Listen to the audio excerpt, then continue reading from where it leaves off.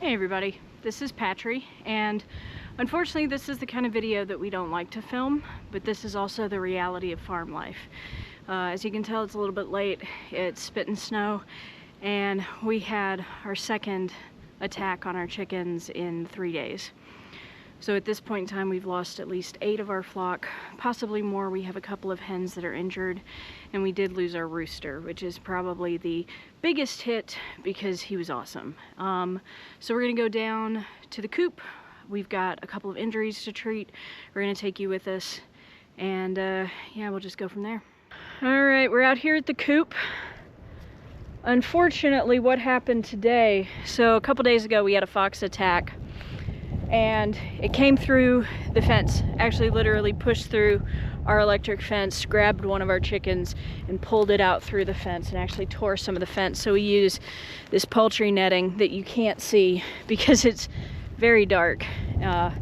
We use this poultry netting. It's been fantastic. It's really worked well for us.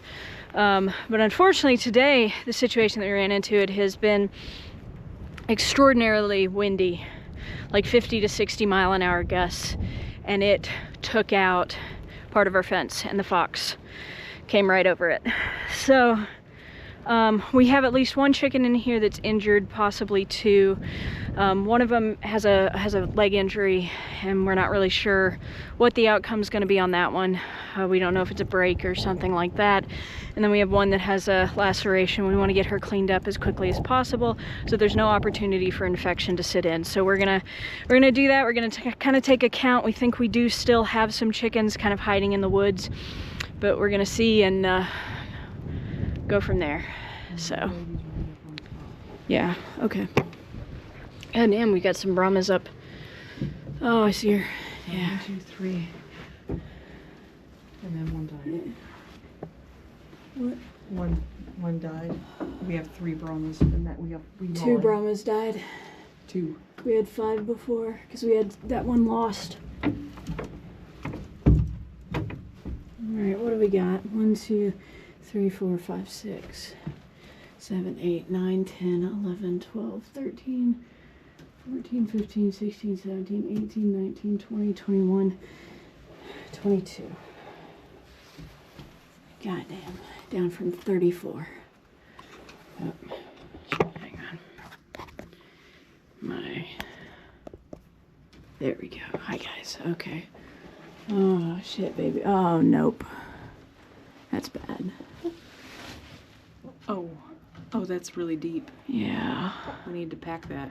Yeah, we do. Oh, baby. All right, bro. Okay. But this is deep. Yeah. Oh, yeah. Yeah. But we can make this work. You want to try it? Like I said, we need to pack it. Okay. All right. That's the one with the broken leg. Yeah. Nice, sweet girl.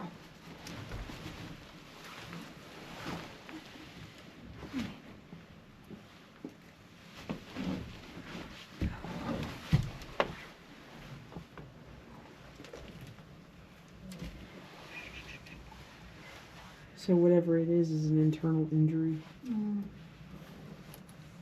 So I don't see any. Maybe on that other leg.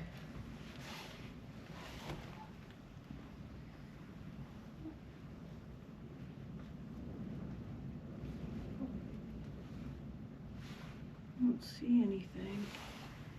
Yeah, so it's either internal or it's a break. Well, she's able to move both of them, so she's moving that leg and the other one. And I don't see any blood. Let's.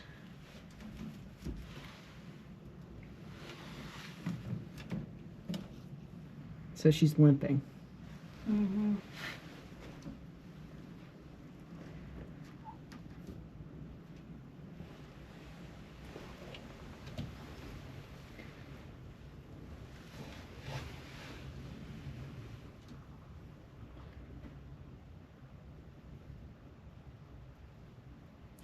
I don't know. Yeah, no, I think she'll recover too. We'll see. Yeah. We'll give it a shot. Just a lot of stress. Yeah. Come here, baby. You don't have to be right there in the corner. She's like, but I'm terrified. Please don't touch me. You're okay. We're gonna leave. All right. And she is still Feisty. mm-hmm. All right, love. You gotta put your wing away. All right, it's gonna be uncomfy if you don't. I'm gonna tuck this one. There we go. Is there still the dog crate in that? Yeah, we've got dog crates in the garage. Oh, I was wondering about the barn. I can't remember. I still had that one down there. Yeah, I think. Oh shoot, I don't know. I think so. All right, guys. There she is, all bandaged up, looking like she just got out of prison. I mean, got put into prison. Looking good, lady. All right, so she has been fed, she has been watered. We have soaked the gauze in some antibacterial solution because the biggest concern right now is going to be any kind of an infection. Thankfully, it doesn't seem like the wound got to bone. It's in her back. It doesn't look like, I mean, there are no major organs there, that kind of thing. So we'll see. She's eating. She actually is drinking. So we're gonna leave her down here probably for a while. That wound is pretty gnarly, so she'll be down here for at least a few weeks, if not more than that. And thankfully, we've got eggs that are getting ready to hatch. We're really, really hoping, like I said, it was a huge loss to lose our rooster. George was awesome, so I am keeping my fingers crossed that some of our eggs will be some roosters with his personality. So yeah, this is that part of farming that kind of sucks. And we're gonna be putting in probably a whole lot of hard work this weekend to try to get that coop or that run a little bit more predator proof. We may actually put in a run, and hopefully I will get a new fox skin decoration for my wall. So we shall see. It's the day after the attack. We decided that it was smarter for us to just kind of hang out down here right now. Tomorrow we're gonna put in the run, but today we had a few things on the schedule already, so I get the afternoon shift. I got to go in and do my taxes today. This is more fun. I hate business taxes. We have a Marin locked in the barn, and we have another one in that kind of low-lying area on the far side of the farm who doesn't want to come back out because of course they're spooked and they're nervous. So we will let them do their thing. I'm gonna do my thing, hopefully, and we'll see if we can take care of the problem. So one of the things that we've noticed whenever we have any kind of an attack or even just a disruption, sometimes it can be really bad weather or those kinds of things, it can be really hard to get your hens to come back. And instead of chasing them through the woods, even if you have a really good relationship with your hens, because we do, we had their favorite treats and everything else, they're incredibly skittish. They are very, very scared. And part of our problem is because of where our coop is, there's not a lot of cover. They're having to walk across our fields and those kinds of things to be able to get back to the coop because they've gone all the way over to the stream on the far side of the property. They've all run over there, and we have attempted to catch them, chase them, entice them, bribe them, anything that we possibly can, and have been unsuccessful. Wait until dark. For the most part, since I'm out here, the predators aren't going to come. They're not going to come hang out, and the dogs are out, so that also helps keep them away.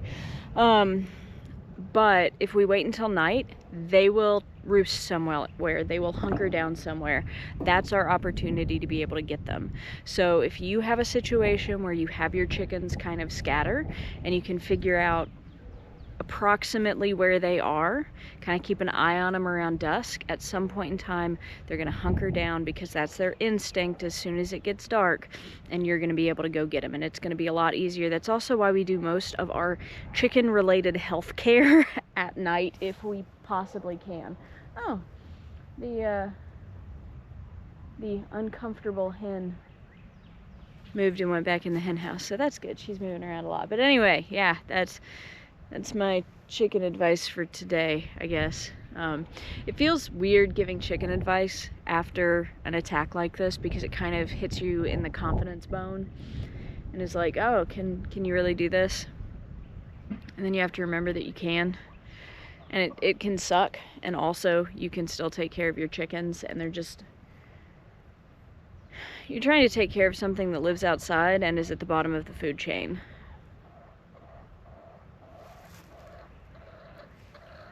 Well, you are? Jeez. So I was standing over here just a minute or two ago and happened to look up, and there was a chicken walking behind the chicken coop. So we have another chicken back. I don't know if that's the one that Tulsa was looking for earlier or if that was just a bonus chicken. But either way, we have an extra one. It was a bonus chicken.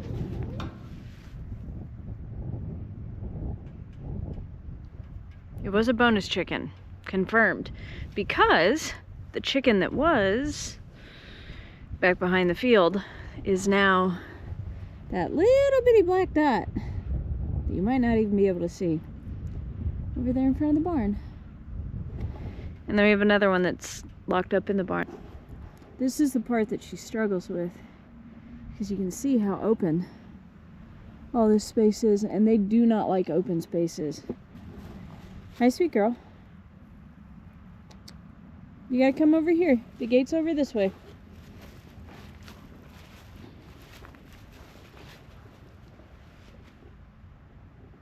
Hi, baby. Come this way. I want to spook her. Come on.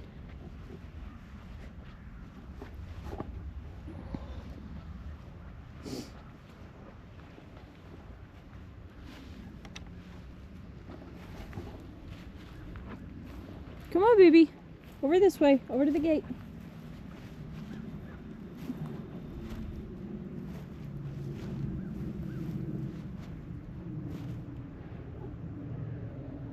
Hi. Hi, sweet girl. Almost. Well, look at you. Come on, baby. Come here. Here.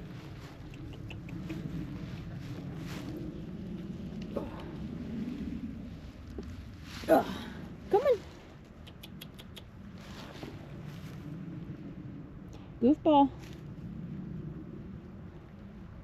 Come here. Oh, Lord. Come here. Come on. Yeah. Come on. Wait. Come on. Yeah, look. Yep, almost. Oh, seriously? Can you come and eat actual food and not sawdust? Okay, so that's technically crumble, but still, no, you cannot go out there. You get back. You come, no. Oh, good Lord. Now they think it's like a bonus snack. It is not food. You know what? Go. Now, stop. It's like herding cats. Go. You know what? Fine. Just eat it. That's fine.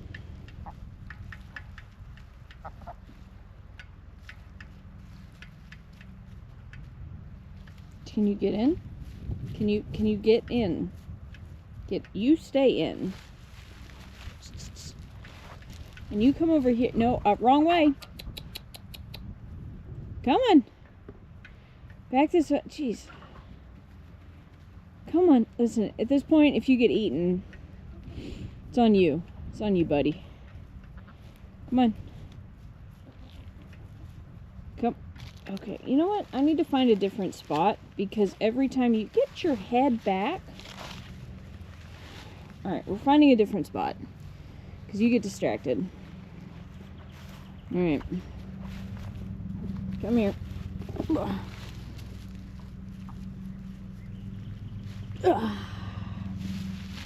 here. Come on. Not you. You. Here. Go in. Thank you. Hey, I want to check back in with you all because I have an update on our hen that was injured. It's been about 3 days since our attack, and she is in the basement. She's hanging out. I'm going to hang out here next to her. Hi, sweet girl. So she is actually doing just fine.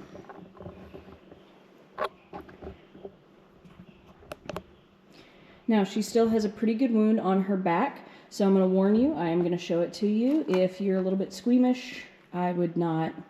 It's pretty gross.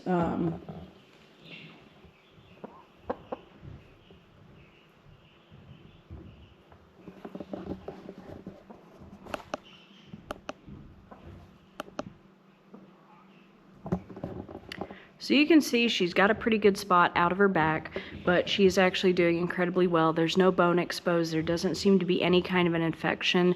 We packed it that first night. We did end up having to moisten the gauze some to get it removed, and she has been doing perfectly fine then. We made sure to put antibacterial ointment, and we're still doing that every night. So every 24 hours, she's getting fresh antibacterial ointment on that. And then we're just kind of leaving it open right now to let it heal because she's not messing with it. If she starts to mess with it, if she starts to preen it, if she starts to kind of pick at it, then we'll cover it if we need to. But otherwise, she's done a fantastic job keeping it clean. We're gonna give her about 4 more days inside the crate. We can restrict her movements, make sure that those muscles and everything are healing because it did go down into the muscle, I'm pretty sure. That's a pretty good chunk out of her back. So we're gonna kind of keep her a little bit more contained. And then after that week, we're gonna put her in a larger enclosure, probably for another week or 2. She is doing surprisingly well because had you asked me 3 days ago, I would have thought for sure she wasn't gonna make it. But they're surprisingly resilient little critters, so she's doing good. Hey everybody, I wanted to check in with you all. So I was I was editing the chicken attack video today. So we're about 3 weeks out from that attack. We have been running around, I wanted to say like chickens with their heads cut off, but that just seems like in really poor taste. We've been running around very chaotically here recently because we've been putting in garden beds, we've been building the chicken run, which is working fantastically. You can see that today they're kind of outside running around, but it has been amazing for our peace of mind. Excuse me. We've been doing all kinds of things, but I wanted to check in because in that video that you just watched, there are 2 chickens specifically that we talked about. The first one, our Brahma, ended up in our basement for about 2 weeks, and we have since let her out. Somebody just laid an egg, sorry, that's their egg song. So we have named her Patches as an honorary title because she had a patch taken out of her back, and she is actually over here. I don't know right now if she's gonna let me get close enough to her because the dog's out, but she is the Brahma that you see in the front.